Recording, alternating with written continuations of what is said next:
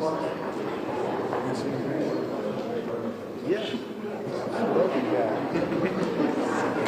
But I figured you knew that. I wanted to on record say that.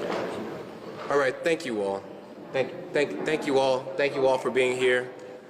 My name is Mikael Lowry. I'm chairman of the Shelby County Commission. And obviously we have representatives here from the state legislature as well as from the DA's office and the sheriff's office and as well as the NAACP. First, as always, I want to say that our hearts go out to the family of Tyre Nichols. It's a trying time in our city. And we know the impending release of this video is going to elicit a lot of emotions from our citizens. Seeing the video firsthand is horrendous. And I understand that there are going to be some people who choose not to watch the video. And I understand that as well, because that's going to elicit some trauma that people may have. But what we're asking people to do, as Tyre's mother has asked us to do, is to let your voices be heard, but let your voices to be heard in a peaceful manner. Unfortunately, times like this, issues like these happen to bring upon change. And we know that additional conversations need to be happening about the culture that we have, not only with law enforcement, but as well as with our citizens in our city. Look forward to having those conversations, look forward to see what we can do firsthand, look forward to partnering with law enforcement to do just that. A lot of things that you may not have heard. I also appreciate the members of law enforcement that have reached out to me personally and said, this does not represent the culture of our city, and that they're going to stand arm in arm to make sure that everyone understands and knows that. So we're asking for that. We're asking for calm as this video is being released. We're asking for people to let your voices be heard. That's your right. That's your right to let your voices be heard. But let's be a model for the nation, because our eyes are upon Memphis today. So let us do that in a peaceful manner. I'd like to ask a member of the state legislature, Representative, I think London Lamar is here, to say a few words as well. Thank you. Senator London Lamar, District 33. First and foremost, my heartfelt condolences go out to the Nichols family. I had the opportunity to see the mother speak Monday at her press conference, and it was no doubt heartbreaking to see a mother have to grieve in front of the whole world for the loss of her son in such an egregious manner. This community is hurting, and people are frustrated, and rightfully so. But everything I have seen so far is that the community is coming together. We are united because we never want this to happen again. So what we need to focus on is focus on healing. Healing starts with accountability for the officers who was involved in Tyre's death. That is moving forward, and the system is actually working. Even Ben Crump said this internal investigation should be a blueprint for the nation. But after these prosecutions take place, then we have to figure out how to prevent this from happening again. This starts with tearing down a culture of police brutality. I'm not suggesting that this is going to be easy, because if this was easy, every police department in the United States would have done it already. For instance, in the state legislature, we passed a law in 2019 that requires police officers to intervene when they witness another police officer using excessive force. But that didn't happen in this case. At least 4 officers ignored the laws already in place that they swore to uphold. So I'm looking at the future at this point, and I want to bring people together who are committed to changing the culture at our police departments. We need police officers who are ready to hold their colleagues accountable in every tense moment. We have to create a culture of accountability at our police department that starts with the officers themselves. This is going to be hard work, but necessary work. And if you see today, we have elected officials from every level of government here today standing together that we are committed to getting this right. There are still more good officers than bad. And for those who've been on the front line of holding us accountable to making sure we put laws in place that hold these officers accountable, we thank you for your work. And we at the state legislature will stand with those, our local elected officials, to make sure we get this right. And again, heartfelt condolences out to the Nichols family. And everyone who decides to come out tonight, we will appreciate peaceful protests. And for those of you from outside our city who are trying to plan to come in and support these efforts, we ask that you follow the lead of the folks here in Memphis who know their city the best if you want to help us in any effort. Thank you. Thank you so much. Sure. First of all, excuse me, good afternoon, and thank you, Chairman and State Representative, for the opportunity to speak with you today. First of all, my heartfelt condolences and prayers goes to the Nichols family. What happened in our city over a week or so ago shouldn't have never happened. I'm here to tell you today that we don't train that way, but are we looking forward to conversations? Yes, we are. You know, I'll tell you a story, and you may have heard it before, that my father started off at the Memphis Police Department. My dad, who was 88 years old, called me and cried because he was one of the first African-American, he was not the first, but one of the first African-American police officers in this city. And it hurt him to his core, even now at 88 years old. I've worn this badge for 42 years, been proud to wear this badge. And there are many, many, many good officers on the Memphis Police Department as well as the Shelby County Sheriff's Office. But we cannot condone this. We do not condone this type of action. It's not in our training. It's not at the Sheriff's Office. When you talk about accountability, of course, these officers should be prosecuted. And I will say thank you to the Memphis Police Department, our partners over there, for their swift action in firing these officers, and even D.A. Mulroy with the swift charges that were brought forth. So we're looking forward to these conversations.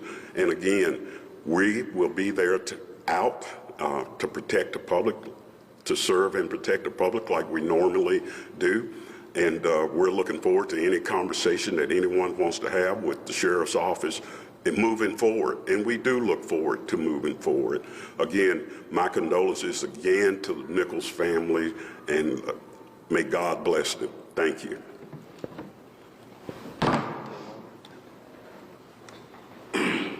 Thank you all.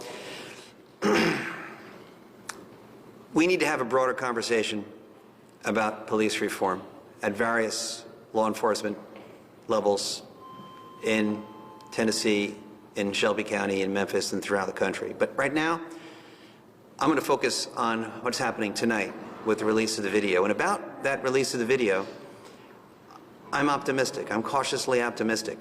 I think it's important, as Chairman Lowry said, to take note of what the family of Tyre Nichols has said in calling for any demonstrations to be peaceful. And I'm cautiously optimistic because I believe in Memphis and I believe in Shelby County. I know that we've had a record of decades of peaceful protest, whether it was Darius Stewart or the George Floyd information, even when the bridge was taken over, we did it peacefully. And I believe that's what's going to happen tonight. If there's any demonstrations, that they will be peaceful demonstrations. And I will say this, if there are any people out there, whether local people or people coming in from another county, who are tempted to act otherwise, my message to them is this: if you do that, you're making it about you, not about Tyre Nichols or not about police reform. Thank you. Thank you. Good afternoon. Again, our hearts go out to Mama Rowe and the family of Tyre Nichols. This is certainly put us in the national spotlight again, Representative. And it's just gut-wrenching to see this play out on news day in and day out. We don't want to be known as a city where we see these kinds of things happening. And yet here we are once again in the national spotlight for something that is egregious and something that has occurred and something that could have been prevented and should have been prevented if the officers involved followed their training and followed their procedures, which were already on the books. And so, Senator, Lamar talked about the law that was passed, which is a duty to intervene. So this is a law that says if you see someone that is being excessive, that is acting out of character, that is violating the oath that they took, you should stop them. And so I was on a call earlier today. One may ask, was it the fact that the guys were doing what they did, or was it much worse that folks stood around, officers stood around and just allow this brutalization to take place? It's just unfathomable that we are at a place where those who took that oath to serve and protect have now potentially murdered an innocent man, a man that was simply trying to make it home, a man that called out for his mother 3 times as he lost his life, a man that had his mother's name tattooed on his arm because he loved his mother so much. And that mother has to sit up and bear the brunt of us, bear the brunt of all of this, and she's not yet been able to grieve for her beloved son. So we grieve for Mama Rowe, we grieve for the family of Tyre Nichols, but we must vow to not let Tyre Nichols' death be in vain. We must vow, whether we're on the commission, whether we're on the city council, whether we're at the state, that Tyre Nichols' dying shall not be in vain. We have to make the change. We have to do it now. We have to follow this great model that we've seen. What are the things that we've seen here that's different from George Floyd, Ahmaud Arbery, and Breonna Taylor? An indictment, a quick and swift termination, and transparency with the video release. These 3 factors, we hope, would tamper down any violent protests which may have been planned. And so we ask those citizens who are going out today, exercise your First Amendment right. The NAACP is based upon the ability of citizens to protest, to march, to fight for the rights that were guaranteed to us by the Constitution. But we also ask that you do it peacefully. It does not make sense to tear up this community, your community, and burn this community down in order to get a point across. Let's burn down the culture which allows this to happen. Let's tear down the laws which still are on the books but are not being followed. Let's give those laws more teeth. Let's tear up this thing where the badge would give one the ability to go in and do this without concern from who is on the other side. That's what we need to burn down and tear down, the policies and the culture, not the city and our communities. So on behalf of the NAACP, we stand with Chairman Lowry, we stand with the state leadership and the city leadership, we stand with the clergy and calling for justice for Tyre. It's real simple. We want justice for Tyre, and we want it now. Thank you very much. Pastor Ricky Floyd, Pursuit of God Transformation Center. The world is watching us right now. And in the midst of this tragedy, we have a magnificent opportunity to display love, to display unity. I want to thank the police department. They responded right and quickly. The district attorney office responded right and quickly. Now we, as citizens of this city, we have an opportunity to respond right and quickly in peace and love. I don't think it's an accident. I've gotten calls from probably 15 states in the United States of America. The world is watching us. And I don't think it's an accident that this happened January the 7th through the 15th, which is the week that we're celebrating Martin Luther King's birthday. I think we, as Memphis, Tennessee, have an opportunity at this time to set a new precedence, a new protocol, a new image, and to redeem ourselves for what happened with Martin Luther King in this city by bringing peace, unity, new structures, systems, and order. And I just want to thank everybody for their commitment, love, and unity to maximize this opportunity to display that we're one in the city of Memphis. So condolences not only to the family who suffered this tragedy by the death of their son, but I want to let the officers, wives, mothers, children, brothers and sisters know that I'm equally praying for them as well.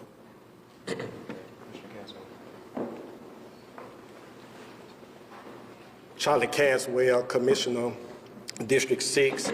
And I just end this and just say that just standing here a few months ago when the Ezekiel Kelly and the other incident what happened and the world was watching us, we knew that we had to do something to come together.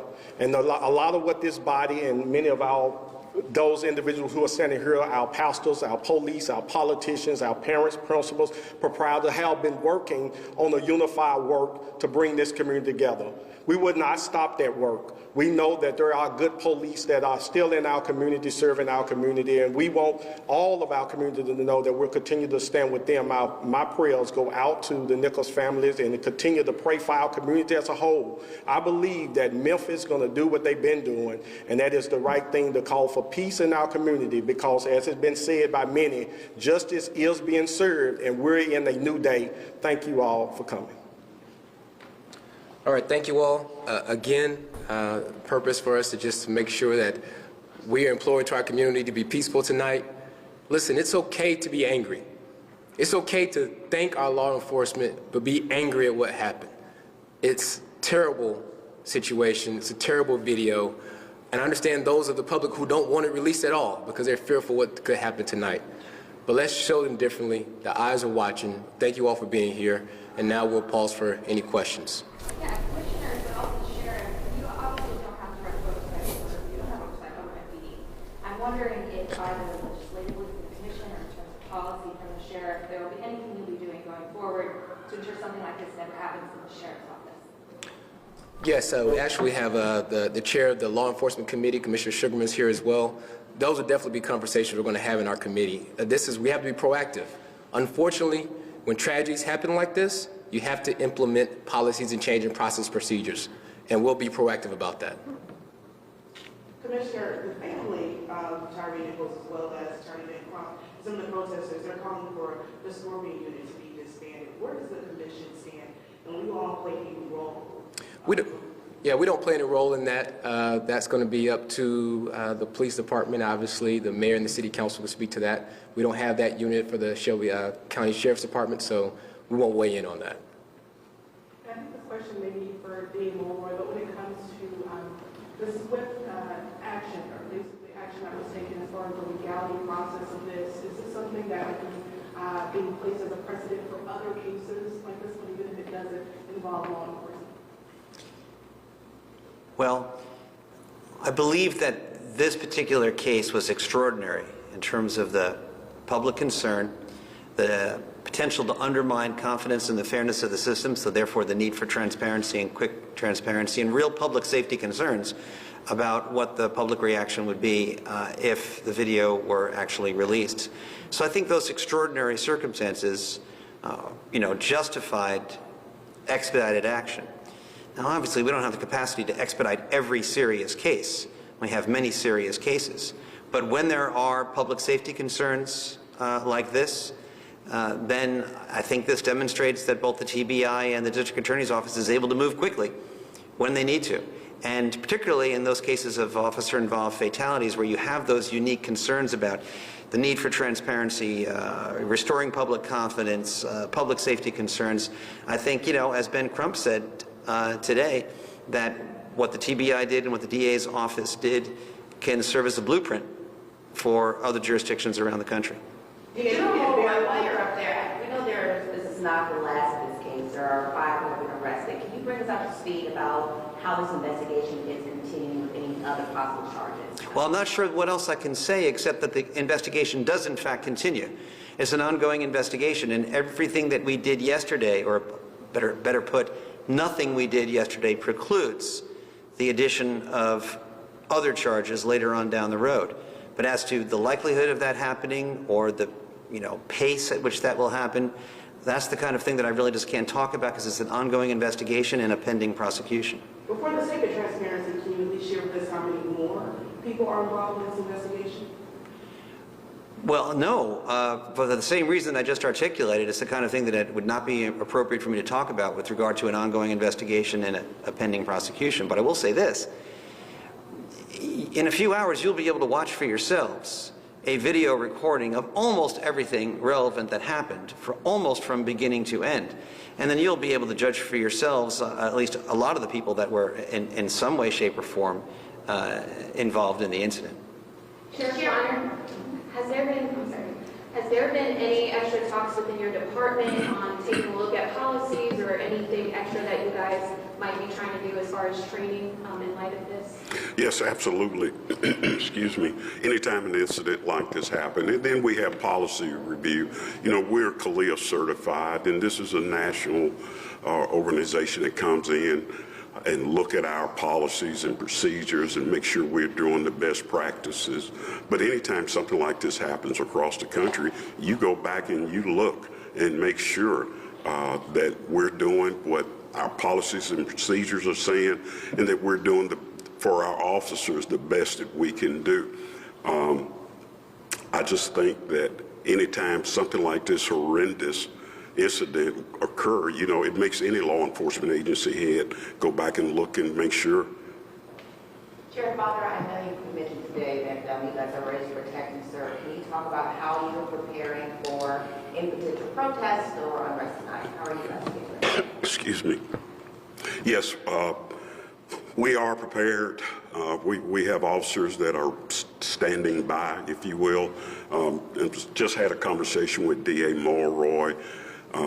Look, Keller, we don't want to arrest anyone tonight. And as all of these speakers have said, we hope that the protest, if there's a protest, is done peacefully. But we cannot allow people to get hurt, property to be destroyed, and all in the name of Tyrese Nichols, whose parents have said they didn't want that. They wasn't expecting that. So I just asked the public to respect the parents. I mean, when you talk about if anyone is hurting more than anyone in this community, it's this young man's parents. And again, I offer them condolences, and we just need to, you know, the parents are even calling for peace. So I hope the public will listen. All of these elected officials that have been up at the mic this afternoon, we're all asking for Memphis to be a beacon, for Memphis to be the example. And we can do it. I have faith in this community. We can do it. So hopefully we'll have a peaceful night. Sheriff, do you know if any other agencies have been called in? Just want to lay some of the rumors to rest of the National Guard or state troopers have been called in. Welcome. Well, I know I'm talking with Matt Perry, the colonel at State Troopers, just Tennessee Highway Patrol. I spoke to him about 9:30 this morning, and he was on his way downtown, down to Memphis from Nashville. In about a 25-minute news conference with city, county, state leaders, as well as members of the faith-based community.